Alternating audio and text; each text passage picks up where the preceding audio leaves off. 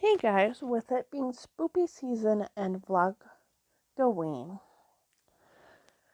and me not feeling the best, I have decided to post a Reddit story from r/Nosleep. It was posted by user Richard Saxon, and its title is "Every year, a kid in our town goes missing. We just found out why." So, don't forget to like, comment, subscribe. Let me know what you guys want to see next, and let's hop into the story. For 20 years, a kid would go missing in our town each summer. They'd vanish without a trace and without evidence of foul play nor proof that anyone had actually died. No bodies were recovered during the investigations, nor was anyone retrieved alive. By all means, they seemed to have disappeared into thin air. Naturally, such occurrences came along with a multitude of conspiracy theories, ranging from monsters to kidnappers with supernatural powers. Most of us, however, blame the lake. It was a beautiful piece of water hidden in the idyllic woods of Ebercombe. Despite appearing perfectly still on the surface, there had always been a strong undercurrent around the center of the lake. It was theorized that it was caused by an underground river, but thus far no one had been able to prove it. So after multiple ignored warnings to stay away, the police simply put up a barrier around the center, where the current felt the strongest. Me and my friends were some of the many people to go swimming there despite the rumors. We absolutely loved the lake, with its crystal clear waters and bizarre lack of animal life. We'd spend many summers there, many ever summer there, never leaving until our skins had turned crispy red, or by the tempting promise of ice cream from our parents. We were young, and we felt invincible. Years passed, and the three of us were about to graduate high school. While we were naturally excited to move on to college and new adventures, we desperately needed one last hurrah to say goodbye. So in the summer of 2019, we decided to solve the mystery of the missing children. Thanks to our part-time jobs, we'd been able to save up a decent amount of cash. We used some of it to purchase cheap bird-watching cameras. Our plan was to place them in the areas where the kids had been last seen. It just so happened that most of those areas were within Ebercombe Woods, concentrated around the lake.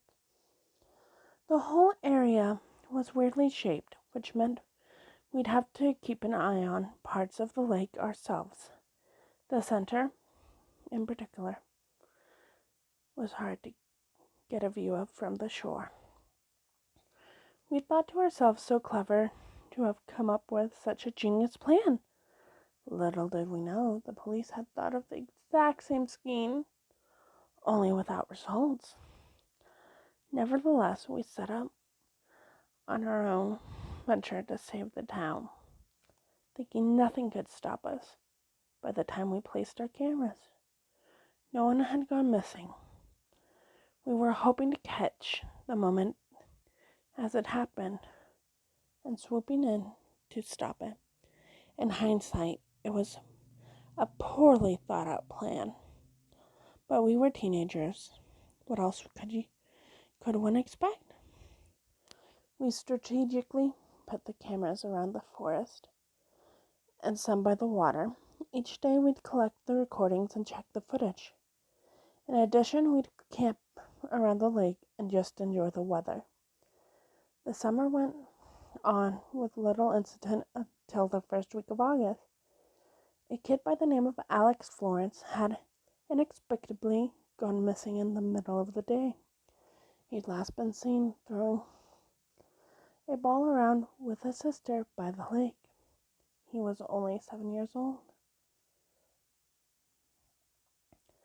The police did their usual search, checking the streets, cameras, and sending divers into the lake to search for drowned bodies. Still nothing could be found.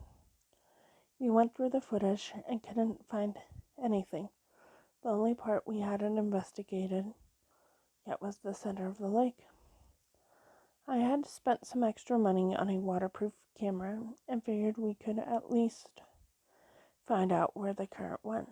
We connected the camera to a flashlight, tied it to a rope. We took a canoe and paddled it past the barriers, ready to solve the mystery. Though we couldn't see the bottom of the lake, we expected it to be around 50 feet.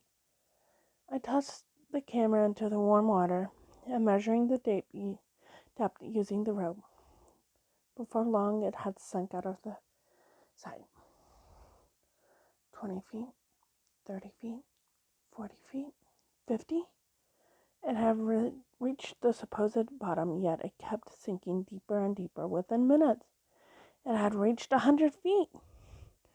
I looked at my friends in disbelief, wondering if it had been swept away, but based on the direction of the rope, it was going further down. Once the rope had reached the end of its length, we had no choice but to pull it back up. Hopefully the footage could provide us some answers. We eagerly returned home and uploaded the recordings to my computer. The quality of the video was only semi-decent. At first it showed clear waters below, only lit up by the flashlight attached to the camera. It sank straight to the bottom, 50 feet, just as expected. Then we saw something else. It was just a tiny hole that opened and closed, pulsating like a mouth, trying to chew on something. It only opened for brief periods of time, which is probably why it went unnoticed for so long. Nevertheless, it produced a current that immediately sucked in our camera. It got pulled through a tiny tunnel, small enough for a child, but too narrow for an adult. The tunnel went on for another 20 or so feet before opening straight up into a giant underwater cave. There it kept sinking deeper and deeper until something horrific finally came into view. It was Alex Florence, the missing kid. He'd been partially digested by the strange plants emerging from the cave wall. They reached out like tendrils, looking for food. The boy was little more than barren bones, only recognizable by fragments of his clothes still there. The camera sunk even deeper. At last we could see the cave floor. It was littered with hundreds, if not thousands, of animals and human bones, left to be forgotten for all eternity. That's when we pulled the camera back up. We'd reached our goal, and I think it had died.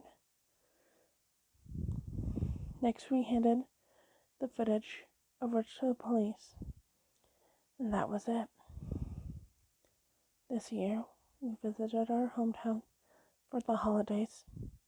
The lake had been completely blocked off.